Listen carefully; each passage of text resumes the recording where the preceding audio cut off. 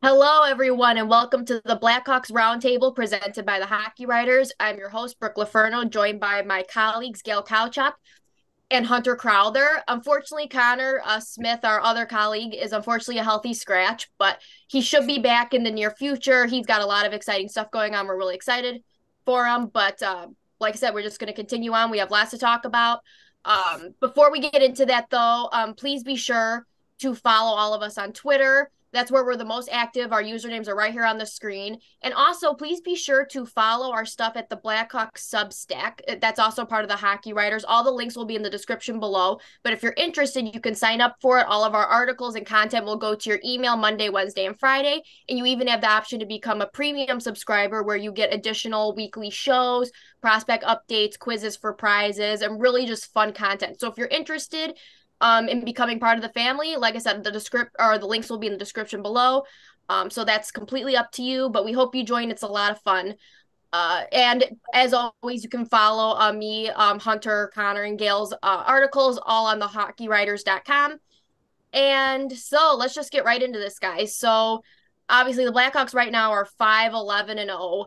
They've lost four straight games. So this is honestly their longest losing streak of the season so far because before it was three, which it's not great, but it's still not great. But their last win was a 5-3 win over the Tampa Bay Lightning on October 9th, which honestly seems like a very long time ago.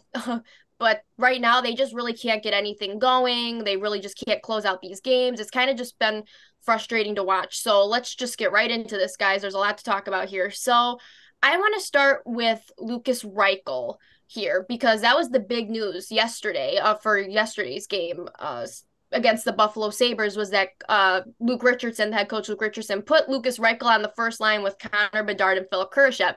It's not like we haven't been talking about this, I think, since even the preseason. I think we even talked about it again during the Arizona game on Halloween that this should probably be a thing that they should consider. But obviously, like I said, they've had Lukas Reichel shuffling everywhere lately, center, wing, just up and down the lineup here. So I'm honestly really excited that he was moved there. And obviously, they had a really strong game. They were really a threat offensively all game. According to Ben Pope, they were 16-10 in shot attempts, 10-5 in scoring chances. So I think honestly, they'll probably keep this line together. I would assume. But I'm really impressed with how I think that's come about. And I think we all thought that would be a good look, I think, for Reichel, Bedard, and Kurashev. So let's kind of just talk about this. Hunter, what are your thoughts about Lukas Reichel being on the first line? I think a lot of people who are fans of the team and comment on Reddit or anything, they've been wanting this the whole time. They've been dreaming of having Reichel and Khrushchev and Bedard on the same line. And so far, the results speak for themselves. I think a lot of people, maybe the first couple shifts, they were a little worried. But once they settled in, they were the best line on the team by far. Um, I think like there's a natural. I think when you have three like-minded hockey players who are all phenomenally. I don't know. Good start. They're all talented, is what I'm trying to say, and it's nice to see that the coach is actually trusting the youth and putting them together. I know that Richardson's been blending lines a lot throughout the year, and I'm sure that that's not going to change as the season goes. But it was just nice to get a game and actually see them click in some ways, and hopefully it sticks for at least a little bit and can be the fuel to light some sort of streak. Gail, what do you think about Lukas Reichel being on the top line? Well, I guess I want to preface this by saying that I think Luke Richardson was kind of hesitant to put Reichel on that line. He wanted him to basically be the number two center behind Bedard, and he really wanted him to pick up that center role. But he just seemed to be struggling. It just wasn't working out. To be honest with you, I'm surprised that they didn't do this a little bit earlier. Put Reichel on ring. It was a chance to kind of get him going. He scored a power play goal, I think, the game before that as well. So he's moving and shaking, and I think it's a good thing, and I think that with Bedard and with Kurashev, he's gonna thrive. It makes sense to keep them together. Now I know that they're a bit of a defensive liability, but the hope here is basically that they can make up for that with their offensive production. Gosh, what was the line that did that before? I think it was Kane, DeBrincat, and Strome, right? Where they were like, let them go, run and gun, even though they were a complete defensive liability. So we'll see how it goes, but I think that they've definitely earned an extended look. Yeah, I agree with both of you. I think I agree with the thing. It probably should have happened a bit sooner, but I think we all understood why Luke Richardson wanted to keep them apart. It made sense for depth purposes and kind of just letting Reichel shine on his own a little bit. But I think something that keeps sticking out to me is something that I wrote an article on was when Bedard said that I would love to play with Reichel. He would benefit. It would be a benefit to me to play with him. He would make my job easier. So I was like, I feel like, okay, when you have your star player, and even though Bedard's doing fine on his own, even without Reichel on his line, he was doing just fine with Foligno and Kurashev and Taylor Hall, but still, it's like, okay, it's like you kind of figured something like that would work then. Obviously, you have Bedard's telling you one thing, and then obviously the way Lukas Reichel plays really well with fast playmakers. So, like I said, it probably was a long time coming, but I do think Lukas Reichel's on the right track here. He's got 3 points in his last 4 games. I know people are a little concerned about the defensive part of that line, but who cares? At this point, who cares? They need goals. Like, Yes. I mean, they'll come in time, but like I said, they're not really in contention right now. I really don't. I think that's kind of like the least of their worries. And before we get to our next topic, I just want to say I'm sorry I said the Blackhawks' last win was on October 9th. I meant November 9th. It has not been that long. I mean, it's been a long It time. feels like it. It's been a long time since they've won, but it hasn't been that long. Sorry, guys. Okay, but moving on. So I want to talk about Hunter. You wrote about takeaways from the Blackhawks really kind of just bummer weekend of back-to-back losses, which really, guys, my brain is kind of mashed potatoes with the whole thing. It was not fun. We were just straight up not having a good time. And then the Bears lost, and why do we subject ourselves to all this torture? It's not fun. But point is, Hunter, you wrote a takeaways article, and you actually brought up a really good point about Seth Jones. I think a lot of people have kind of been questioning Seth Jones's kind of performance as of late, and he's been fine, but he has no goals and only 7 points in 16 games. And it feels like he's knocking on the door in some cases, but honestly, it just hasn't gone his way right now. And you kind of brought up some good points about what you think could honestly kind of rejuvenate him and kind of get his game going a little bit. So I'm going to give you the floor here and kind of tell us what you kind of saw with Seth Jones. I just feel like we're at this stage now where we're almost 16 games into the season. Mm-hmm. And I watched a lot of games last season, and it just felt like Jones is reaching this point in his career where if he doesn't have supporting defensive pairings, or if he doesn't have a partner to thrive with, or if he doesn't have defensive-minded defensemen on his team, he's kind of left out to dry. I made the reference in an article, and I got a little bit of pushback on it, but it reminds me of when Dion Phaneuf was in Toronto. And it's when he was in Calgary, I got the numbers right here. When Phaneuf's best offensive numbers were when he had like Roman Hamrlik and like Robin Regeer as defensive partners who are great in their own end. They're able to make a first pass. They're responsible, and it would allow Phaneuf to go out and get good points. And he was able to put up 50 points, 60 point seasons. And that reminds me of Jones. Like he always had good partners, whether he was in Nashville or his time in Columbus. And now that he's in Chicago and he's signed this massive contract, which by all accounts, good for him. He's scored a lot of points. And if the market's willing to pay you that, then, be damned if you're not going to sign it. Now, whether Stan Bowman should have given him that much money and that much term, and now it feels like the team is almost like indebted, like they have to play him so much. And if you look at the team right now, I looked at it right before we came on, Jones is averaging over 25 minutes a game. No one else is even at 20. Like the amount of responsibility we're giving to this guy with power play time and a little bit of penalty kill, and he's going up against every team's best line every night. I feel like we're running him into the ground, and there's a lot of things about his game that aren't good. He's getting lost in his own end sometimes. He's losing his guy. There's a couple battles in the corner that he's not winning, which you need a top pairing defenseman to do. But I think we're looking at a thing where realistically, he's maybe a great second pair D on a first power play. That's what he would be on a solid cup contender. But because of where this team is at now, and because there's no depth, I just feel like he's being left out to dry. And because of that, he's taking a lot of abuse from fans online and just a lot of criticism, which in some ways is deserved, but in other ways it's, in my opinion, a little unfounded. Yes, I agree. I do think that criticism of him obviously is valid. Obviously with the way he's playing and stuff, obviously no one's above criticism, no matter what state the team is in. But No, I of will course. say, huh? I'm sorry, what'd you say? No, yeah, of course not. Yeah, of course. Yeah. Go Yeah. ahead. But I was gonna say, like, I think like me and Gail have talked about this for so long about fans' anger towards him. I think we all assume is contract based. Like they're mad that he got a big contract and he's not Cale Makar, which obviously is unfair. But redirect your anger, redirect that at Stan Bowman. Like obviously, if we got that contract, we would sign that, right? It's not his fault he got that Mhm. contract. But you're right. There is, I think, just so much pressure to live up to all of that. And right now he is taking a lot of the brunt of it. And like we said, he's fine. He's fine. But like you said, unfortunately, he has been struggling a little bit this year. Gail, what do you think of kind of Seth Jones and kind of how everything's played out this year? If you were on the ice 25 minutes a night, you would probably struggle with some things as well. Mm-hmm. I have a hard time criticizing Seth Jones because he's such a workhorse, and you guys, I think that we all take him for granted because if you had, I think what you're trying to say is, okay, cut down his minutes and give him to somebody else. Well, you got three new defensemen on the team. If you gave them more ice time, I'm not sure we'd be completely happy with that. I get it that they need to get their feet under them and that they need that time. And I think it's going to round out as the year gets, moves along. But I just feel like Seth Jones is taken for granted and underappreciated for what he does. And yeah, he's going to make mistakes because he's out there a lot.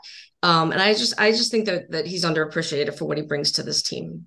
If I can just Yeah. make one quick point, I feel like if not this year or even next year, before that contract ends, I feel like Jones is going to go somewhere, and with the right amount of ice time, he's going to thrive. Like Mm-hmm. somewhere he's going to play like 18 minutes, get a little bit of power play time, and all of a sudden he's going to help a team in a cup run. And I Mm-hmm. hope that it's here, and I hope that eventually enough depth develops. But I just feel like that would be the best scenario for him. Sorry, I didn't mean to cut in. No, I get it. I totally get what you're saying. And I think that we're all kind of in agreement with about the whole thing, to be honest with you. It's just kind of Yeah. looking at it in a different point of view. Yeah. Yeah, I'm with you guys. I have a hard time criticizing Seth Jones a lot too. I think we can point out that he's had his struggles, but I do think, and the fact that, like I said, that fans get mad that he's got a big contract. But at the end of the day, I feel like he's not the Blackhawks problem. He's not when he's out there, he's not their problem. Yeah. Like it's just yeah, he makes mistakes, but really, if you're really just focusing on him being why the Blackhawks, that's not true. So, and yeah, I agree with that too. I mean, he plays a lot of minutes and it's nice. Like they said, he's more than capable of playing all those minutes, even if we think maybe they should, give him a little bit of a break. But do you know what? I also have a hard time criticizing him because he's also the first one that's critical of himself. When he plays bad, he's always out there. He's the first one out there saying, I was bad. And like knowing these stats now, he's probably also the first one to say, this is not good enough. So, you know what? He kind of gets a little bit of a pass, I think, from us. Yes, we can criticize and say that he has been struggling because that is true, but also kind of look at the bigger picture. That's all we're saying. Just look at the bigger picture of it as well. I think is more than fair too. It can go both ways. Um, okay, so we're gonna go on to Gail's topic here, which is I'm actually really excited about this one because after the game against Buffalo, Nick Foligno spoke, and I think at this point we all get very excited when Nick Foligno speaks to the media because he makes our jobs easier as writers because he says some very insightful things, and we can always use all those quotes to make a really fun story out of it. So he had mentioned something after the Sabres game about kind of making the United Center a winning place, a winning arena again, because they have not done very well at home this year. I think they only have one win at home this year. So, Gail, take it away. What have you really heard from Nick Foligno that stood out to you about that sentiment? When Nick Foligno talks, people listen, right? Mm-hmm. So he did put it in some good perspective. He really does. He always says the right thing and good things. He said, I've been on the other side of this when you come into this building and you're hoping to get a win some night. So he's basically saying the United Center is a hard place to, they've got great fans. It's loud. They need to kind of try to get that on their side. And he also said, we want to create that again. The fans deserve it. And they sell out every night. They come to watch us play. And so why not use that to your advantage, right? He's trying to instill this winning culture that just that you take for granted that you're going to win. I guess this goes past even the United Center thing, where he's just basically trying to make the team expect to win and feel like they're going to win instead of, oh, we want to win, you know? And that used to kind of be what the fans got when 2010 and 2013, 2015, those championship teams, where they just had that winning culture and they knew that they were going to win and they just believed that they were going to win every night, kind of getting that swagger back. So, you know, best place to start doing that is to feel comfortable in your own barn, build off that energy. I like what he's saying. And, you know, unfortunately, this team isn't anywhere near as good as those teams, but you have to start somewhere. And I like it. I think they have 3 more games at home in here in November. So hopefully they can pull out some wins. Hunter, what do you kind of make about the United Center, how they should become a winning place again? What do you make of this? It's I'll say this, like I've got a lot of buddies who work throughout the states in the Midwest, and it's funny that the United Center in a Blackhawks home game is always somehow the thing that like either we got to go see it, or if they have clients, they're like, forget the damn meeting, we're going to the Blackhawks game. That's what we're doing. And I feel like it's this, especially since they became a winning team in the 2010s, it becomes like a must-see hockey venue. And of course, you want to reward fans for that. I was reading this in Charlie Rumeliotis. Is that how you guys? Oh, yeah. It's such a tough name, isn't it? Yeah, everybody says it read it a million times a day, and then when you actually say it out loud, I feel like an idiot. But I read a story today on NBC Sports Chicago, and like their attendance hasn't dropped. They're still killing it, and part of that is Bedard having like a generational phenom. Obviously, tickets are going to sell, and road fans want to go see him as well. But I think in these circumstances where the team isn't very good and it's a rebuilding year, if the attendance doesn't take a hit, then fans are going to want to see something. And right now, like I think we can all agree, like it's not even just that they're losing, because we weren't expecting them to make a big playoff push. It's that the games are kind of boring. It's that they're not exciting, and it feels like they're coming out flat often. And if you're not going to sell wins, you got to sell goals and excitement. And Foligno's a player that at stages of his career, if he wasn't contributing in a secondary offensive role, he was providing something that would create some excitement. So I think he's speaking from a point of view where, hey, boys, if we're not getting it going, then in some other ways we got to get it going, because right now these flat efforts aren't working. And also too, like the United Center, regardless, it's still like not just for a hockey fan to enjoy a game, it's also intimidating as hell. Every story you hear of a guy who signs with Chicago or formerly played in Chicago, it's always the same thing. When they'd hear the anthem before the game, it's becomes so routine and mundane. But for when you're in Chicago, all of a sudden the goosebumps come back, and I don't know, just give us something, right? They're 1-5-0 at home right now. I mean, come on. Anyway, sorry. No, I think you're absolutely right. Like I find it actually humorous that they're a good road team. Actually, you would think a rebuilding team would do absolutely awful on the road, and they actually are pretty good on the road compared to home. So I think that's kind of a funny, like kind of a weird thing that's going on right now. But I agree with you, Hunter. If you're not going to sell wins, you got to sell effort. I guess I miss effort now because I literally tweet about this every single game when they come out flat and it's not a good effort. I'm like, okay, there's that effort again. And it's like some people get like a little bit like mad, like, well, what did you expect? They're a rebuilding team. Well, yeah, they're not always going to win every night. That's par for the course, but they can control their effort level. And unfortunately, it hasn't always been there. The past few games, at least it hasn't. To start the year, it was. Now it's been a little bit spotty. But against Buffalo, it was better, though. It was a lot better. But unfortunately, they lost. But see, no complaints really from me there because at least the effort was there. So, I hope that they figure it out and they will. They will figure it out. But yeah, they got to get some wins at home here. And if not, like you said, get the fans on their feet, get them something to be excited about. That's really kind of like the madhouse way. But either way, it's always going to be a really tough environment for anyone coming into the United Center. It's such a great place, even just to watch a game. Like there's really, I don't think anything like it in the league. So I agree with what Nick Foligno says. The fans deserve a win for sure. The fans really do deserve a win at home. And let's remember too. What did you say? They're 1-5-0 at home, so that's 6 games and they played 15, almost 16. So they played a lot more games away than at home too. So, maybe they just need some more time at home. For Yeah, sure. I agree with that. In February, I know they only have one away game in the whole month of February, so there's still a lot of season left, and It's a long ways away though. yeah, yeah, that's true, but that gives us something to look forward to. In February, they will be a good home team for sure. Knock on wood. Okay. So moving on. So we actually got a viewer question for this topic. And I'm actually really excited about this one because I think this is a topic I think we're all pretty interested in. And we kind of talk about this in our group chat a lot, but now we get to talk about it on here. So the question was from a viewer. His name is Dom. He's a very loyal follower of our content and our show. So thank you, Dom, for this question. But he asked, which current prospects can or should be called up this year, if any, and who do you think will be called up realistically by the end of the season? So, Hunter, I'm going to start with you on this one. One, do you think there's a current prospect that should be called up, or who do you think will realistically be up by the end of the season?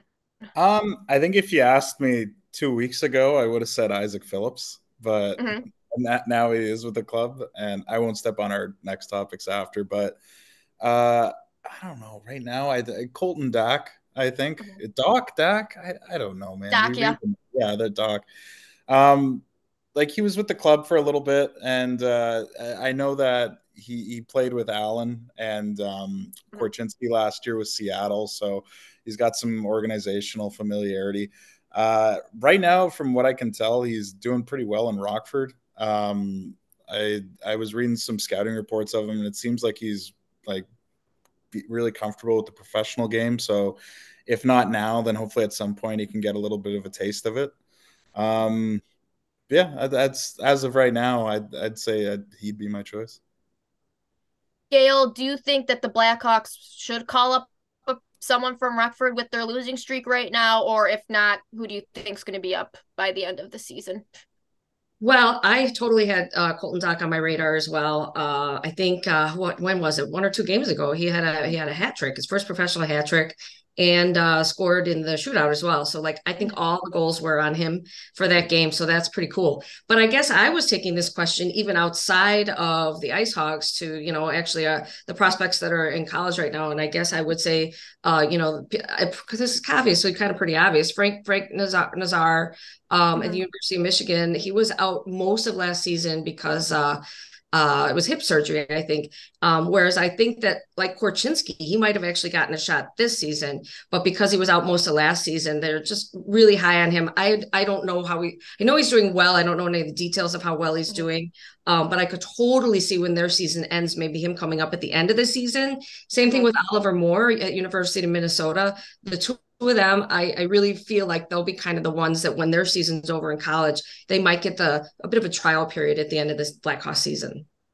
Yes, I'm with you. I do think Nazar and Moore will get a look here at the end of the season, which I'm really excited about. I think everyone's excited about kind of their potential and what they could bring to the team in the future. But do you know what's funny? When Colton Dock, obviously he was injured to start the year and he stayed with the Blackhawks until he healed and then they sent him down to Rockford. But I thought it was okay actually if he started with the Blackhawks, to be honest with you. And I know he probably wasn't even ready, but it wasn't even about that. It was just more like it felt like maybe he could use a game or so. Maybe the team could use him for a second. He did really good in the preseason and then send him down. Just give him a taste, send him down. That's kind of how I looked at it. It wasn't a bad decision either way to start him in Rockford or start him with the Blackhawks, in my opinion. But I do think we're going to see Colton Dock for sure Yeah. by the end of the season. I don't know when. I do think if the Blackhawks lose to the Blue Jackets, that's a game they should win. If they do lose to the Blue Jackets, I would think about calling up someone from Rockford. I don't know if they maybe think Colton Dock, maybe they want to give him a little more time in Rockford, but Cole Gutman, I know he was sent down earlier this year. He's got 6 points in 11 games, so he's doing okay. Maybe that could be an option for them too. So I, yeah, we'll see, but I do think maybe we'll see someone. We'll see someone here if things continue down this path. But a lot of prospects to get excited about here, guys. I'm really looking forward to this. I think Colton Dock's going to be a really good one. I think he was a steal, second round steal there. All right, so we are at the point of our show where we're at the shootout round where we do quick fire questions and answers, but because it's us, usually we like to, talk. So bear with us. We're just excited about everything. So, you guys ready for this? Yeah. Yes. Okay. So, question number one, Isaak Phillips, which Hunter just mentioned as someone he would have actually liked to see already had he not been called up already. But Isaak Phillips has looked really impressive. He looked really good against Buffalo, made good defensive plays. He's now played in 3 straight games. Do you think he deserves to stay in Chicago longer, even though Nikita Zaitsev is back from personal leave? Gail, I'm going to start with you. I think with the way he's playing, it's going to be really hard to take him out of the lineup. Even if you do want to eventually get him back to Rockford so that he can play all situations, play more minutes, I'd still like to see him get a little bit more of a look right now. Maybe 6, 7, 8 games. I think that would be a great experience for him. Yeah. What about you, Hunter? What do you think? Yeah, keep him in for sure. The most games he's played in a season is 16, I believe, last year. Let him get a taste of it. I've got a weird vendetta against Nikita Zaitsev. I just don't think that he's an NHL defenseman. So if it means taking his job, then by all means let Phillips play. And worst case Ontario, send him back to the AHL where he can play in every situation. Yeah, I think he deserves an extended look even from last year. I think he's played enough to have earned a spot. And obviously, he's kind of been kicked out, even like with Zaitsev and Korchinski and Kaiser. But yeah, I think he's deserved an extended look for sure. So I think he should stay where he is for now, at least. Okay, next question of the shootout. The penalty kill started out so promising, and now I think we all kind of hold our breath when the Blackhawks are on the penalty kill now. They've given up a goal in 8 straight games. This is not fun. Is there a certain player that you would add to the penalty kill to fix it? Hunter? How about Ryan Donato? He's got a little bit of speed. I feel like he's able to cover his space a bit. Last I looked, I don't think he's had a single shift on the PK, but he played a little bit in Seattle. So at this point, why not? It's 8 straight games. Oh man, it's not good. Gail, No. who would you put on the penalty kill to help improve it here? All right, you guys, it's a tough job. It's a really tough job. All right. So I don't know. I don't want to get too down on the regulars here. I think they've actually been doing a pretty good job of balancing it out. Like, for example, Phillips has actually been helping out on the PK. And then they also have like Entwistle, Kachuk, Reese Johnson. I don't think they're actually regulars for the most part, but, they're trying to get a rotation going. And I guess I would just kind of stick with that. Yeah. I mean, there's no problem. I mean, it worked before. So, I mean, it's gotta work again, right? But to think out of the box, I would say Corey Perry, maybe. Try Corey Perry out there. Maybe they could use some bite or some snarl, some good net front presence there, kind of get the puck out of. Yeah, maybe that's just an option. I don't know if they'll do it, but yeah, like I said, we'll see what happens there. But okay, question number 3. So goaltender Arvid Soderblom hasn't looked all that good in his last couple of games, while Peter Mrazek has looked great. Who had that on their bingo card? I did not. I thought the opposite would happen. So do you guys start playing Mrazek more, or do you keep with this every other game rotation? Gail, I'm gonna start with you. There's a part of me that wants to say play Mrazek because we're selfish and we want winning, but I think that you really should keep with rotation because then they've got a big stretch of games coming up too, so you want to keep both of them fresh. And then you also want to kind of get Soderblom in some confidence and kind of in his groove. And it's my understanding the more they play, the better, they kind of get in that groove. So I guess keep it as it is with the rotation. Hunter, what do you think? Stick with the rotation or have Mrazek play more? Stick with the rotation. It's not like it's not like they're a team that's battling for a spot. So if there is a hot hand, you ride it. At this point, just let them go, and we can come back on this in a couple of weeks and see how they're playing. But right now, just keep it rotating. Yeah, I'm with you guys. I think Mrazek is who he is at this point. They need Soderblom to kind of figure this out. They need to give him more reps, let him figure this out, let him kind of dig himself out of this rut a little bit. So that's where I'm at with that. So next question. So obviously it's hard to kind of pin all of the struggles on one player. I know fans would like to keep pointing out Seth Jones here, but it's hard to do this on just one player, guys. Everyone's struggling. But in your mind, who do you think needs to step up for the Blackhawks to break this losing streak? Gail? I have been pretty disappointed with Taylor Radish, to be honest with you. He only has 3 goals, 4 points on the season. He's played in every game. He's been consistently on the second line, even on the first line. So I just feel like he should be slow start and he should be producing more. Hunter, who do you think needs to step up? I had 2 players in mind, and I was going to take the one that Gail didn't because I feel like it was going to be one of them. So I'll take the other Taylor, Taylor Hall. I know that he came back from injury, and I know that he's been dealing with, like, he's been on again, off again in the lineup, but in the games he has played so far, I feel like there's more there. And going into the season, I thought that he would break out a little bit now that he's got an expanded role, or more of a role than he had last year with Boston. So if I had to pick one, I'd say Hall needs to step up. Yeah, I think they do need both of them to step up for sure. I'm going to pick Andreas Athanasiou. He got a big contract. I mean, it was 2-year contract, but it was pretty significant contract, and he's big kind of bad. Him. I know he's injured. He's injured right now, so it's hard to, but I hope when he comes back from injury that he'll kind of regain some form because he was looking a little invisible out there, and he was a healthy scratch too, so they definitely need more out of him too. Okay, so we're running out of time here. So this team is 1 for 7 on the power play this past week, only scoring 3 goals during all of November. So guys, how do we fix this? What's one idea to fix things up here? Hunter? I don't know. Throw in throw in Connor Murphy. Throw in Athanasiou. I don't know what's wrong with this power play. I feel like it's like the games I watch around the NHL. Good teams have a lot of movement on their power plays, and I feel like this one's very stagnant. I feel like Seth Jones kind of parks himself up at the top, and they try to do this umbrella thing that it's just not working. So at this point, I don't know. When he's healthy, put Jared Tenorti in front of the net and block the goalie. For all I know. Something. Yeah. Gail, what's your idea to fix the power play here? Shake it up a little bit. Put the second unit out first a couple times. Mess with the opposition a little bit. Maybe the PK units will be tired, or the weaker unit will be out when Bedard and company goes out. Yes, my out of the box idea is not really out of the box. Just quit dumping the puck in on the power play. Actually, take the puck in. Yes, that's really it. So just stop doing that, and maybe things will look up. All right, guys. So for the final question of the shootout round, so obviously it's our predictions segment of the show. So, oh my gosh, guys, Matthew, cut it. All right, so for the last question of the shootout, we are in our prediction segment of the show. So we have a busy schedule with 7 games before we meet again. So we have the Columbus Blue Jackets, which I just said they should win. Sorry, I just kind of gave that away. The Toronto Maple Leafs, the St. Louis Blues, the Seattle Kraken, the Detroit Red Wings, the Minnesota Wild, and the Winnipeg Jets. Depending on which way you look at this schedule, this could either be kind of good or kind of bad. I don't know. Like I said, it depends on how you look at it.